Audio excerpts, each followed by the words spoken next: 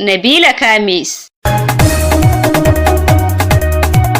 Uwa ta haƙa rami mai nisan ƙafa 35 don kubutar da ɗanta daga kurkuku.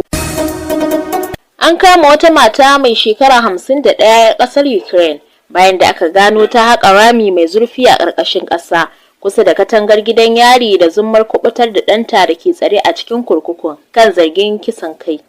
Matar dai tana aikin haƙar ramin ne kawai da daddare, tana amfani da abin ɗaukar kaya wajen ɗebe ƙasar ramin da ta haƙo. Ana kuma zargin cewa ta kai kimanin mako 3 tana haƙar ramin, inda a mako 3 ta fitar da ƙasa kimanin tan 3 daga cikinsa. Ta kuma samu cimma katangar kurkukun kafin a kama ta. Nabila Kamis, duniyar labarai.